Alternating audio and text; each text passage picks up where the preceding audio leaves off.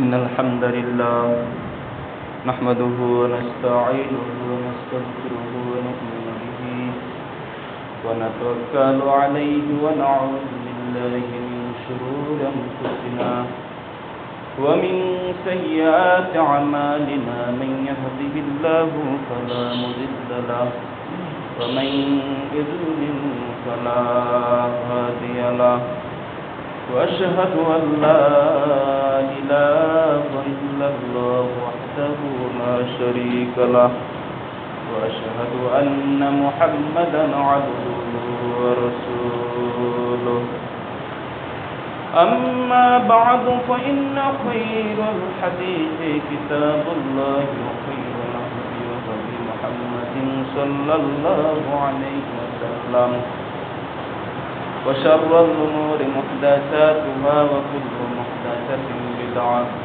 وكل بدعة ضلالة وكل ضلالة في النار. أعوذ بالله من الشيطان الرجيم. فأوحينا إلى موسى أن اسر بعبادي أنكم متبعون. وقال الله تعالى فأتبعوهم مشرقين فلما تراءى الجمعان قال أصحاب موسى إنا لمدركون قال كلا إن معي ربي سيهدين. عن أبي قتادة رضي الله تعالى عنه قال سئل رسول الله صلى الله عليه وسلم عن صيام يوم عاشوراء فقال يكفر السنة الماضية رواه مسلم. وقال أيضا رسول الله صلى الله عليه وسلم لئن بقيت إلى قائد لأصومن التاسع رواه مسلم. আলহামদুলিল্লাহ, সর্বপ্রথম আল্লাহর শুকরিয়া আদায় করি যে মহান আল্লাহ তাআলা আমাদেরকে আজকে এই জুমার দিন বৃষ্টিযুক্ত আবহাওয়া পরিবেশে সকল কাজকর্মকে পরিত্যাগ করে আমরা দুনিয়ামুখী হওয়া থেকে বিরত হয়ে জুমার সালাতের জন্য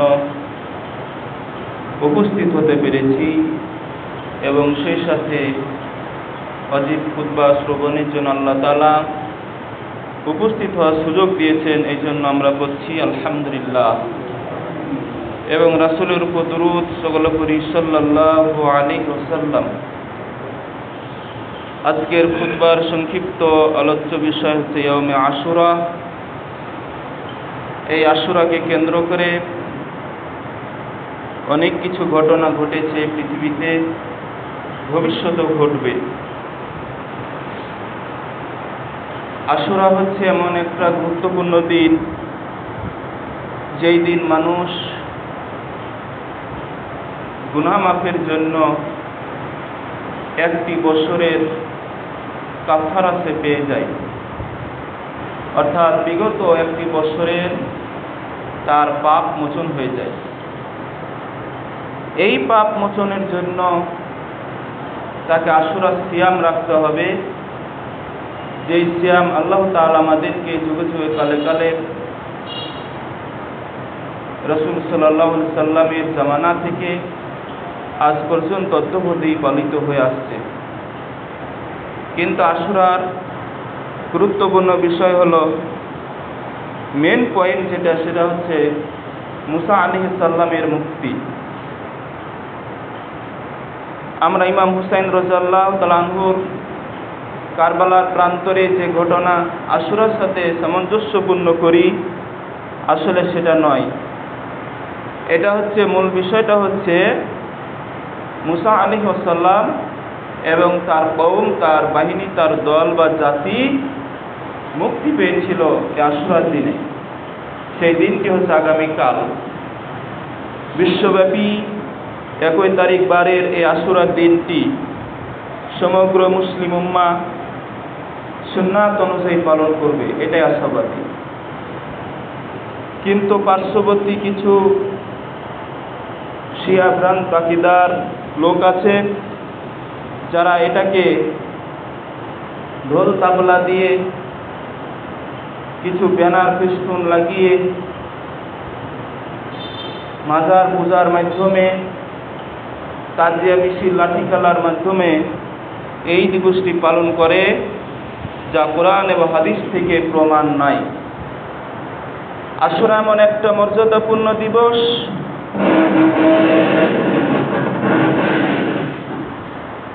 যেই দিবসের তাৎপর্য বলতে গিয়ে অনেক লম্বা সময় লাগবে। তো আমি সেদিকে না গিয়ে সরাসরি কোরআন থেকে আমরা চলে যাই। গত জুমা ইয়ামে আশুরা বা মুহররম সম্পর্কে আমরা আলোচনা করছিলাম যে আল্লাহ তাআলা বলেছেন, ইন্না ইদ্দাতাশ শুহুরি,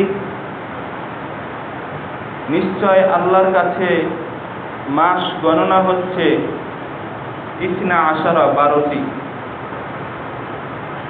এবং এই মাসটি আল্লাহ তাআলা সেই দিন থেকে গণনা সিস্টেম দিয়েছেন যেদিন আসমান এবং জমিন সৃষ্টি করেছেন। তাহলে আল্লাহর কাছে মাস, দিন, বছর আমাদের কাছে এটা এখনকার নয়, এটা বহুকাল আগে থেকে চলে আসছে। যদিও 1450 বছর আগে থেকে হিজরি সাল গণনা করা হয়, এটা সাল হিসেবে গণনা করা হয়েছে।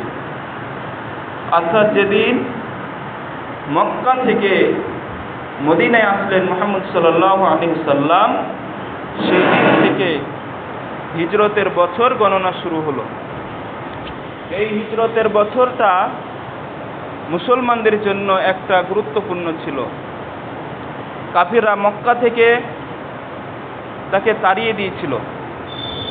আজকে তিনি পৃথিবী থেকে চলে গেলেও তার আদর্শ আছে, কিয়ামত পর্যন্ত থাকবে। তো তখন থেকে হিজরি সাল গণনা, বর্তমানে 1447 হিজরি বর্ষ পদার্পণ শুরু করেছে। এই 1447 সাল অর্থাৎ 1446 বছর আগে আল্লাহ রাসূল সাল্লাল্লাহু আলাইহি সাল্লাম মক্কা থেকে মদিনা এসেছেন। এরপরে মদিনাতে তিনি ছিলেন 10 বছর, মক্কায় ছিলেন 13 বছর, নবুয়তি জীবন হলো 23 বছর, আর তার বাস্তবিক সারা জীবনের পরিধি ছিল 63 বছর। তাহলে 63 থেকে 40 বছর তিনি নবুয়তের বাইরে ছিলেন, 23 বছর তিনি নবুয়তের ভিতরে ছিলেন। এই 23 বছর জিন্দেগিকে আমরা কাজে লাগাতে পারি এভাবে যে আল্লাহ রাসূল সাল্লাল্লাহু আলাইহি সাল্লাম হিজরত করার পরে তিনি আমাদেরকে অনেক কিছু উপহার দিয়েছেন। মদিনায় থাকাকালে আর মক্কায় থাকাকালে তার বিষয়টা একই রকম ছিল না। মদিনায় তিনি শুধু হিজরত করেননি, তিনি আর অনেক মর্যাদা বৃদ্ধি পেয়েছিলেন। অপরদিকে মক্কায় তিনি জুলুম নির্যাতনের শিকার ছিলেন।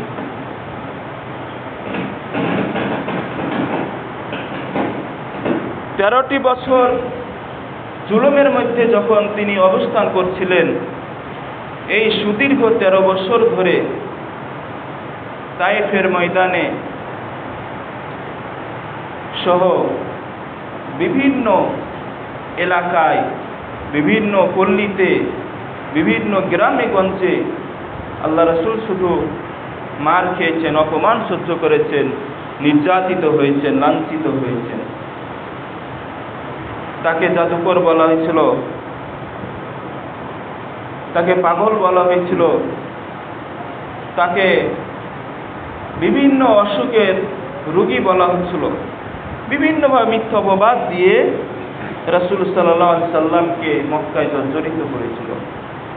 সেই বেদনা বিধুর আবেগঘন কষ্ট নিয়ে, ব্যথা নিয়ে, যন্ত্রণা নিয়ে যখন মক্কা ছেড়ে মদিনায় আসলেন, মদিনার লোকেরা, আনসারী সাহাবীরা তাকে সাদর সম্ভাষণে গ্রহণ করলেন।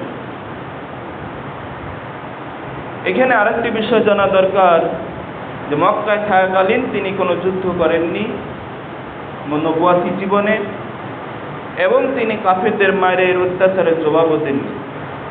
তায়েফের ময়দানে রক্তে রঞ্জিত হয়েছেন, কিন্তু সে রক্তের বদলা নেননি। তিনি শুধু একটি কথা বলেছিলেন, ফেরেশতাদেরকে যখন তারা বলেছিল যে আপনি আমাদেরকে অনুমতি দেন, তাদেরকে সেই তায়েফের বিশাল বড় পাহাড় দিয়ে চেপে পিষে শেষ করে দিব, ওই সমস্ত কাফিরদেরকে যারা আপনাকে এভাবে অত্যাচার করছে, মারছে, রক্তে রঞ্জিত করছে। রাসূল বললেন, না, যদি আজকে তাদেরকে শেষ করে দাও, বংশ শেষ করে দাও, সব কিছু শেষ করে দাও, তাহলে কাদের মাঝে আমি আমার দাওয়াত পৌঁছে দিব। আল্লাহ রাসূল নিষেধ করলেন, যার ফলে তিনি 13টি বছর কোনো মায়ের প্রতিক্রিয়া দেননি। কিন্তু যখন মদিনায় হিজরত করলেন, প্রথম হিজরির পরের বছরই রমাজান মাসের 17 তারিখ, বিশ্বব্যাপী যেটা একই তারিখ 17 রমাজান, ঐতিহাসিক বদর যুদ্ধ, ইসলামের প্রথম যুদ্ধ হয়েছিল বদর যুদ্ধ। এই যুদ্ধে আল্লাহ রাসূল স্বয়ং সেনাপতি হিসেবে অংশগ্রহণ করলেন। তার কারণটা হলো আল্লাহ তাআলা বললেন, হে রাসূল, আর আপনি বসে থাকবেন না। আপনি তো 13-14 বছর ধরে অনেক মার খেলেন, অনেক নির্যাতন সহ্য করলেন, কষ্ট সহ্য করলেন, আর সহ্য করার প্রয়োজন নেই। এখন থেকে আপনার উপর যুদ্ধ ফরজ করা হলো, আপনার উম্মতের উপর যুদ্ধ আমি ফরজ করে দিলাম। এখন আপনি তাদের পাল্টা আঘাত, আক্রমণ আপনি শুরু করেন। ঐতিহাসিক বদর যুদ্ধে, সেই বদর প্রান্তরে মদিনা থেকে মাত্র কয়েক কিলোমিটার দূরে এই জায়গাটি, যেখানে একটি কূপ ছিল, কূপের সেই প্রান্তরে বদর যুদ্ধ অনুষ্ঠিত হয়েছে। সেই যুদ্ধে মাত্র 14 জন মুসলিম সাহাবী শহীদ হয়েছিলেন, 8 জন মুহাজির, 6 জন আনসার এইভাবে শহীদ হলো। অপরদিকে কাফেরদের অনেক লোক মারা গেছিল, ৭০ জন কমপক্ষে। তার মধ্যে আবু জেহেল ছিল অন্যতম। আবু জেহেল আল্লাহ রাসূলকে পৃথিবীতে সবচেয়ে বেশি কষ্ট দিয়েছিল, সবচেয়ে বেশি জ্বালা যন্ত্রণা করেছিল। সেই আবু জেহেলকে বদরের প্রান্তরে হত্যা করা হয়েছিল। হত্যা করেছিল 2 জন বালক, ছোট্ট শিশু, তারা হত্যা করেছিলেন। একজনের নাম হচ্ছে মুআজ, অন্যজনের নাম হচ্ছে মুআওয়াজ। 2 ছোট্ট বালক আব্দুর রহমান ইবনে আউফ রাদিয়াল্লাহু তাআলা আনহুকে বলছেন, চাচাজি, আপনি আমাদেরকে বলেন তো আবু জেহেল লোকটাকে, আমাদেরকে একটু দেখিয়ে দেন, আমরা চিনি না। আব্দুর রহমান ইবনে আউফ দূর থেকে বলছে যে, তোমরা ছোট্ট বাচ্চা মানুষ, আবু জেহেলকে নিয়ে কি করবা? এত শক্তিধর, এত স্বৈরাচার, উদ্ধত আবু জেহেল, তাকে নিয়ে তোমরা কি করবা? তোমাদের দ্বারা কি করা সম্ভব? বলছে যে, আপনি শুধু দেখিয়ে দেন, বাদ বাকি আমরা কি করতে হয় সেটা আমাদের বিষয়। আব্দুর রহমান ইবনে আউফ রাদিয়াল্লাহু তাআলা আনহু সেই ছোট্ট বালক দুটিকে দেখিয়ে দিলেন। ছোট্ট বালক দুটিকে যখন দেখিয়ে দিলেন, ওই ছোট্ট বালক দুটি আবু জেহেলের পিছন দিক থেকে আক্রমণ করলো। আবু জেহেল ঘায়েল হলো। আবু জেহেলের এমনভাবে তাকে আঘাত করলো, আবু জেহেল বুঝতেই পারেনি যে আমাকে আঘাত করেছে। পিছন দিক থেকে আঘাত করে সেই বাচ্চা দুটি বলল যে, তুমি আল্লাহ রাসূলকে অনেক বছর কষ্ট দিয়েছ মক্কায়, এই কষ্টের বদলা আজকে আমরা নিলাম। শুধু তাই নয়, তলোয়ার দিয়ে আঘাত করার পর বাচ্চা দুইটি আবু জেহেলের ওই অর্ধমরা বডিটিকে নিয়ে টানতে টানতে নিয়ে যাচ্ছে। এবার আব্দুল্লাহ ইবনে মাসউদ রাদিয়াল্লাহু তাআলা আনহু দেখছেন যে আবু জেহেলের অবস্থা এই। আল্লাহ রাসূল তারাকে দেখতে পাঠালেন সাহাবীদেরকে। আব্দুল্লাহ ইবনে মাসউদ দেখছে যে এই অবস্থা। আব্দুল্লাহ ইবনে মাসউদের সুযোগ হলো মক্ষম সুযোগ। কি সুযোগ? যে তার কানের পর্দা ফাটিয়ে দিয়েছিল মদিনায় থাকাকালে, মক্কায় থাকাকালে। কাবা ঘরের সামনে যখন আব্দুল্লাহ ইবনে মাসউদ রাদিয়াল্লাহু তাআলা কোরআন তেলাওয়াত করছিলেন, এমন সময় তার কানের পর্দাকে ফাটিয়ে দেওয়া হয়েছিল থাপ্পড় মেরে। এবার আব্দুল্লাহ ইবনে মাসউদ বলছে, এখন সুযোগ, আবু জেহেলকে হাতছাড়া করা যাবে না। আবু জেহেলের বুকের উপর চড়ে বসেছেন, তার কল্লাটা কাটবে।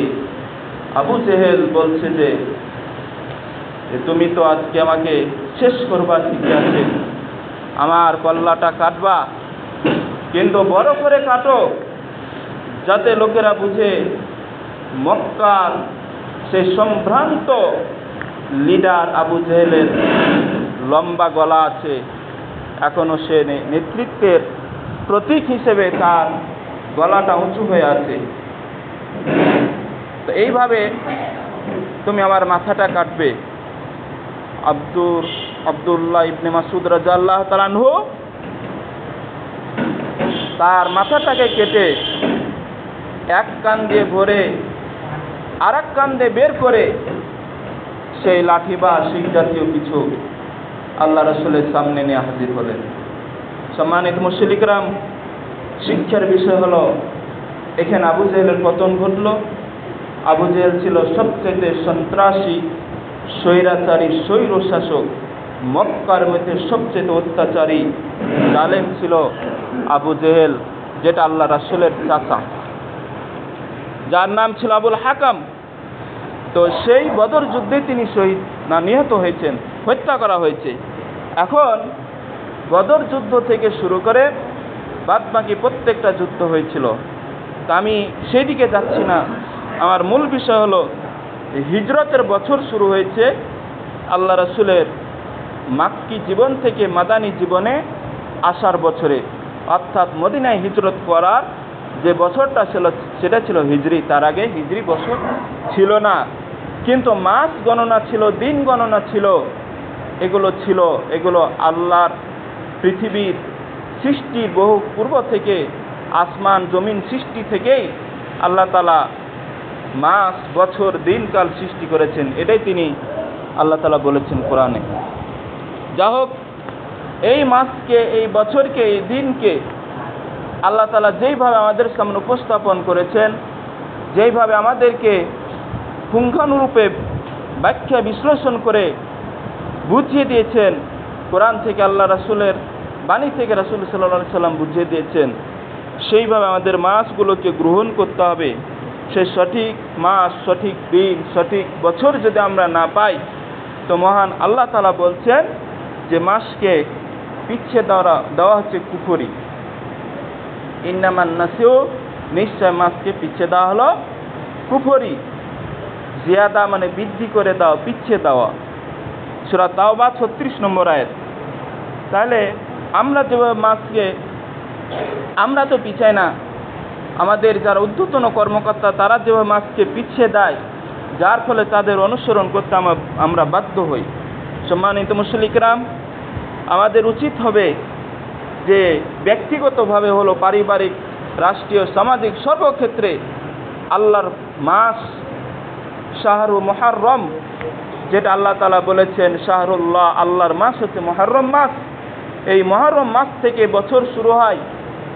এই জন্য আল্লাহ তাআলার এই মাসকে, এই মুহাররম মাসকে সঠিকভাবে, সঠিক দিনে আমাদের পালন করা অত্যন্ত করণীয়।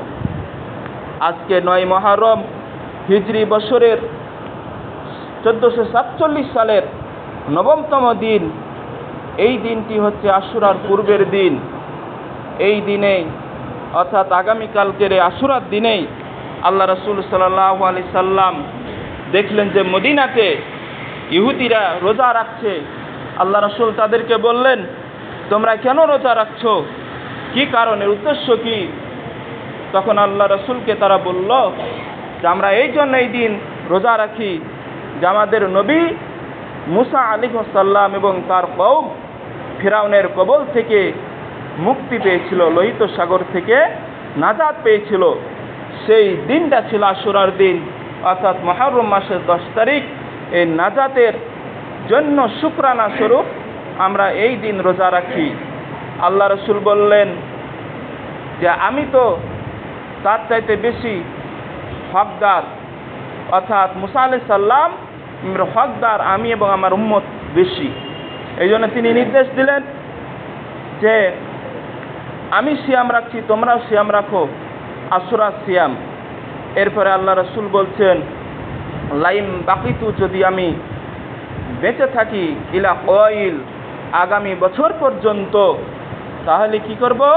লা সুমুন্না তাসিউন, অবশ্যই আমি লা সুমুন্না তাসিউন, অবশ্যই আমি পূর্বের অর্থাৎ 9 তারিখে 9 তারিখেও আশুরা সিয়াম রাখবো। আশুরা সিয়ামের ফজিলত আল্লাহ রাসূল বলছেন যে যদি আশুরা সিয়াম রাখে যে ব্যক্তি, তার পূর্ববর্তী 1 বছরের গুনাহ মাফ হবে। আরাফার সিয়াম রাখলে আগের 1 বছর, পরের 1 বছর, 2 বছরের পাপ মোচন হবে। আর আশুরা সিয়াম রাখলে আগের 1 বছরের পাপ বা গুনাহ মোচন হবে। কাজে আমরা যদি আশুরাটাই না পাই তাহলে আমাদের পাপ কিভাবে মোচন হবে? এই জন্য আমাদের আশুরা পেতে হবে। কাজে আসুন, যারা আজকে সিয়াম রাখতে পারেননি তারা আগামীকাল এবং পরশু 2 দিন আশুরা সিয়াম রাখবেন। যাদের শরীর স্বাস্থ্য সব ঠিক আছে, এই আশুরা সিয়ামে আপনার আমার পূর্ববর্তী 1 বছরের গুনাহ অবশ্যই মাফ হবে, যদি আমি আপনি সেইভাবে আল্লাহর সন্তুষ্টির জন্য এই সিয়ামটা রাখতে পারি। তো এখন প্রশ্ন আসতে পারে যে আরাফার সিয়াম যেহেতু 2 বছর গুনাহ মাফ হবে, তো 2 বছরের তো গুনাহ মাফ হয়েই গেল, আশুরার গুনাহ আবার 1 বছরের মাফ হবে, তাহলে 3 বছরের হচ্ছে। তো এই 2 বছরে তো মাফ হয়েই গেছে, অর্থাৎ তার মানে পূর্ববর্তী 1 বছরের মাফ, সামনে বছর 1 বছরের গুনাহ মাফ হলো, আবার আশুরার 1 বছরের গুনাহ মাফ হবে। তাহলে তো ওই বছরে আরাফার সিয়াম রেখে গুনাহ মাফ হয়েই গেছে 1 বছর, অগ্রিম আরও তো 1টা বছর পাচ্ছি, তাহলে আশুরা সিয়াম রাখার দরকার কি? প্রশ্নের উত্তর হচ্ছে এটাই যে আসলে আরাফার সিয়াম 2 বছর হলো, তার মর্যাদা রয়েছে হাজীদের অবস্থানের কারণে, কিন্তু ওই সিয়াম আল্লাহ তাআলা নেকি দিয়েছেন কিনা, গুনাহ মাফ হয়েছে কিনা, ওই সিয়াম আল্লাহর দরবারে কবুল হয়েছে কিনা, এটা কে জানে? আমরা বলতে পারবো না। আশুরা সিয়াম কবুল হবে কিনা আমরা বলতে পারবো না, যার ফলে হয় আরাফা আর নইলে আশুরা, অথবা দুটাই যদি কবুল করেন আল্লাহ তাআলা তো নিষ্পাপ, যেহেতু রাসূল সাল্লাল্লাহু আলাইহি সাল্লাম বলেছেন। অতএব সিয়াম পালন করতে হবে। সুস্থ জ্ঞানবান যারা রয়েছে, স্বাস্থ্যবান রয়েছে, যারা সিয়াম রাখতে সক্ষম, অসুস্থ ছাড়া অবশ্যই রাখার চেষ্টা করতে হবে। সম্মানিত মুসলিম কিরাম, মহান আল্লাহ তাআলা এই দিনটাতে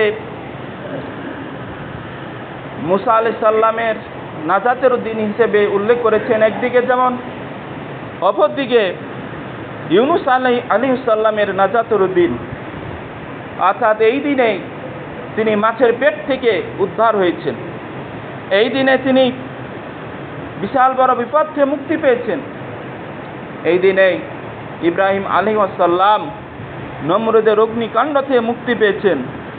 কিন্তু মূল বিষয় হলো আশুরার কোরআন এবং সহিহ হাদিস দ্বারা প্রমাণ যেটা পাওয়া যায় যে আশুরার সিয়ামটাই হলো নাজাতে মুসা কওম, মুসা এবং মুসার কওমের নাজাতের উদ্দেশ্যে এটা শুকরানা সিয়াম রাখা। এই জন্য আমরা যদি এটা রাখি তাহলে শুধু শুকরানা সিয়াম হবে না, পূর্বের 1 বছর গুনাহ মাফ হবে। এই জন্য আমাদের উচিত হবে, সুস্থ সবল মানুষ কাজ করলেও সিয়াম রাখা যাবে, না করলেও রাখা যাবে। অতএব এগুলো রাখতে চেষ্টা করতে হবে। ছোট বয়স থেকে, যুবক বয়স থেকে শুরু করে বয়স্ক বৃদ্ধ পর্যন্ত রাখার চেষ্টা করতে হবে। যদিও সিয়াম না রাখলে গুনাহ হবে না, কিন্তু আপনি তো নেকি থেকে বঞ্চিত হলেন, আপনার গুনাহ মাফ হওয়া থেকে বঞ্চিত হলেন, কাফারা থেকে বঞ্চিত হলেন। এই জন্য এটার গুরুত্ব বেশি, এবং সে সাথে সঠিক দিন বার তারিখ অনুযায়ী আল্লাহ যেন রাখার তৌফিক দান করুন, আমিন। সম্মানিত মুসলিম কিরাম, তাহলে আমাদের নাজাতে মুসা শুকরিয়া হবে, আশুরা সিয়াম রাখা সঠিক হবে, এবং আশুরার সেই সঠিক মর্যাদা, গুরুত্ব, সওয়াব, গুনাহ মাপ আমরা পাবো। আশা করি এটা আল্লাহর কাছে আশাবাদী হতে হবে। এবার আসি, মহান আল্লাহ তাআলা এই মুহররম মাসের যে গুরুত্ব দিয়েছেন, এর সাথে আরও 3টি মাস যুক্ত করেছেন। গত খুতবায় ছিল 3টি মাস হচ্ছে রজব, বাকি 2টি মাস হচ্ছে যুলকাদ এবং যুলহিজ্জা মাস, অর্থাৎ হজের মাস, কুরবানির মাস। এদিক থেকে দেখা যায় বছরের শেষ 2টি মাস যুলকাদ এবং যুলহিজ্জা, আর বছরের প্রথম মাস মুহররম, 3টি মাস পাশাপাশি অবস্থান করে। অপরদিকে একটি মাস রজব মাস। এই 4 মাসে যুদ্ধ বিগ্রহ বন্ধ ছিল। এই 4 মাসে বিশৃঙ্খলা, যুদ্ধ করা, এগুলো সব বন্ধ, এবং এটা আজও হুকুম বলবৎ আছে। আল্লাহ তাআলা বলেছেন যে হুরমাতু কিসাস, যদি হুরমাতু কিসাস মানে হচ্ছে বিনিময় স্বরূপ সম্মানিত মাস।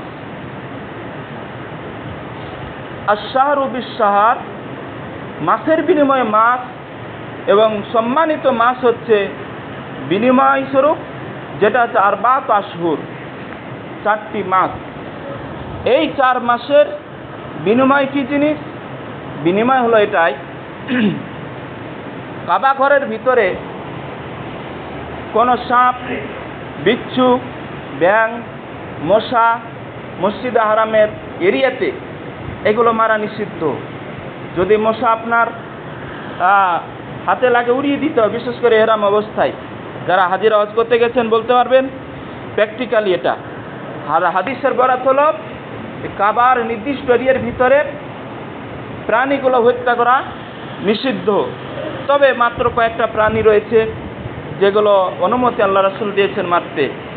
সেগুলো হলো বিষাক্ত সাপ, তারপরে এই বিষাক্ত সাপ, আর একটা হচ্ছে ডাইন, অর্থাৎ যেটাকে বলা হয় আমরা গিরগিটি বলি হাদিসের ভাষায়, যে 1 লাঠিতে মারলে 100 সওয়াব পাওয়া যাবে, সহিহ বুখারীর হাদিস। তো সম্মানিত মুসলিম কিরাম, বিশেষ করে এই 4টি মাসে সব কিছু নিষিদ্ধ, কিন্তু কাবা ঘরের ভিতরে এগুলো স্থায়ীভাবে নিষিদ্ধ। কোনো মানুষকে বা কোনো শত্রুকে, কোনো কাফেরকে বা মুশরিককে কাবা ঘর বা আশেপাশে হত্যা করা যাবে না। কিন্তু যদি কেউ আক্রমণ চালায়, ওই আক্রমণের ক্ষেত্রে পাল্টা আক্রমণের জবাব আল্লাহ রাসূল এবং আল্লাহ তাআলা দিয়েছেন, জবাব দিতে বলেছেন। সে জবাবটা হলো কি, যে আল্লাহ তাআলা বলেছেন যে তোমাদের উপর যুদ্ধ ফরজ করা হয়েছে, কিন্তু 4টি সম্মানিত মাস ব্যতীত। তবে শত্রুরা যদি তোমাদের উপর এই 4টি মাসও নিষেধাজ্ঞা অমান্য করে আক্রমণ চালায়, তাহলে তোমরাও তার পাল্টা আক্রমণ করবে, জবাব দিবে। এটা হচ্ছে সূরা বাকারার 217 নম্বর আয়াত, 194 নম্বর আয়াতে বিস্তারিত আল্লাহ তাআলা তার ব্যাখ্যায় টিকাতে বলে দিয়েছেন। বিভিন্ন আয়াতে বারবার করে আল্লাহ তাআলা এটা বলেছেন, সম্মানিত মাসে যুদ্ধ বিগ্রহ করা নিষিদ্ধ, কিন্তু শত্রুর আক্রমণ করলে কি করতে হবে? তার জবাব দিতে হবে। এই জন্য শত্রুর আক্রমণ করলে জবাব দেওয়াই লাগবে। সারা বিশ্বব্যাপী বর্তমানে যে যুদ্ধ বিগ্রহ চলছে, ইউক্রেনে, রাশিয়ায়, ফিলিস্তিন, ইরান, ইসরায়েল, বিভিন্ন দেশে যে যুদ্ধগুলো চলছে, বিশেষ করে মুসলিম দেশ যেগুলো হবে, মুসলিম দেশের উচিত হলো শত্রুদেরকে আগে আক্রমণ না করা। যদি তারা আগে আক্রমণ চালায়, তাহলে মুসলিম দেশের মুসলিম শাসকের উচিত হলো তার জবাব দেওয়া। কারণ জবাব না দিলে কি হবে, তারা আর আক্রমণ করবে। আর আল্লাহ তাআলা এটা অনুমতি দিয়েছেন, শুধু অনুমতি না, এটা ফরজ করে দিয়েছেন। জুমার সালাতের মতো, জোহরের সালাতের মতো, আসরের সালাতের মতো 5 ওয়াক্ত সালাতের মতোই ফরজ করেছেন। শত্রুদের বিরুদ্ধে যুদ্ধ করতে হবে।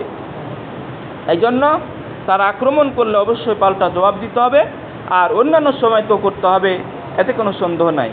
সম্মানিত মুসলিম ইকরাম, যারা মুসলমানদের উপর অত্যাচার নির্যাতন চালাচ্ছে বিশেষ করে ফিলিস্তিনের মুসলিমদেরকে, যারা না খেয়ে আছে, না খেয়ে ক্ষুধার্ত মাসুম বাচ্চাগুলো, নারীগুলো, শিশুগুলো খাবারের যন্ত্রণায় ছটফট করছে, খোরা বাটি নিয়ে ত্রাণের অপেক্ষমান, ওই সময় তারা ওই ইহুদি গোষ্ঠী কাফের সন্ত্রাসীরা তাদের উপর আক্রমণ করে হামলা চালিয়ে তাদেরকে কি করছে?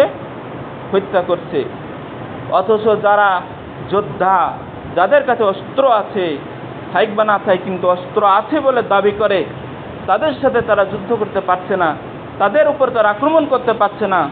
তারা অসহায় শিশু, অসহায় নারী, অসহায় সাধারণ বেসামরিক লোকগুলোকে হত্যা করছে। মুসলিমদের করণীয় হলো তাদেরকে আর্থিকভাবে সাহায্য সহযোগিতার, তারা যে কোনো ফান্ডের মাধ্যমে হলো আসলে তাদেরকে সেদিকে অগ্রসর হওয়া, সাহায্য করা এবং তাদের জন্য দোয়া করা, এবং শক্তি সামর্থ্য থাকলে, যাওয়ার সুযোগ থাকলে তাদের পাশে দাঁড়ানো, তাদের সাথে যুদ্ধ করা। এটা হচ্ছে মুসলমানদের ফরজিয়াত, বর্তমান বিশ্বে ফরজে আইন। সম্মানিত মুসলিম ইকরাম, খুতবার সময় শেষ। মহান আল্লাহ তাআলা আমাদেরকে এই আশুরার মূল শিক্ষা নাজাতে মুসা ও কওম এর আশুরার সিয়াম যেন আমরা প্রতি বছর আল্লাহ সন্তুষ্টির জন্য, গুনাহ মাফের উদ্দেশ্যে পালন করতে পারি, আদায় করতে পারি।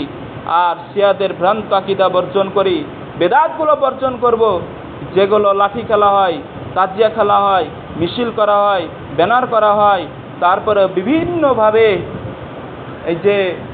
এই বিরিয়ানি অনুষ্ঠান করা হয়, ভোজন করা হয়, শরীর রক্তাক্ত করা হয়, এইগুলো আমরা টেলিভিশনে দেখতে পাই। এগুলো থেকে আমরা যেন না শিক্ষা গ্রহণ করি, এগুলো বর্জন করতে হবে। এগুলো আমাদেরকে আমাদের ঈমান আকীদা শেষ করে দিবে, এগুলো আমাদেরকে জাহান্নামের দিকে নিয়ে যাবে। এগুলো থেকে আমরা বেঁচে থাকি, পাশাপাশি তাদের হেদায়েতের জন্য দোয়া করব। আল্লাহ যেন তাদেরকে প্রকৃত হেদায়েত দান করেন, প্রকৃত ইসলাম বুঝার, কোরআন হাদিস বুঝে তাদেরকে সঠিক পথে এবং সঠিকভাবে আমল করার তৌফিক দান করুন। আল্লাহুম্মা আমিন।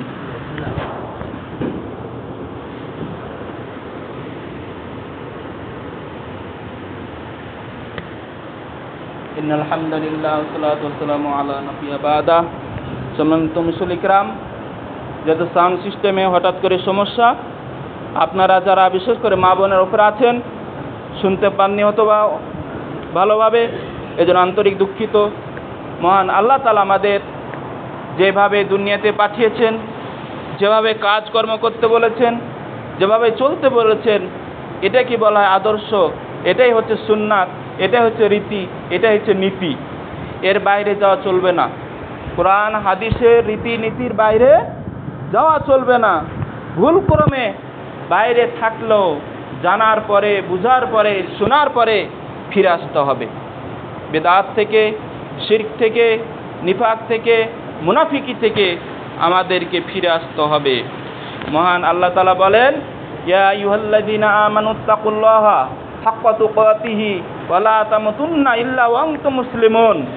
হে ইমানদারগণ, হে মুসলমানগণ, তোমরা আল্লাহকে ভয় করো যথাযথভাবে, প্রকৃতভাবে, সঠিকভাবে, কিন্তু তোমরা মৃত্যুবরণ করো না, মরিও না মুসলমান না হয়ে।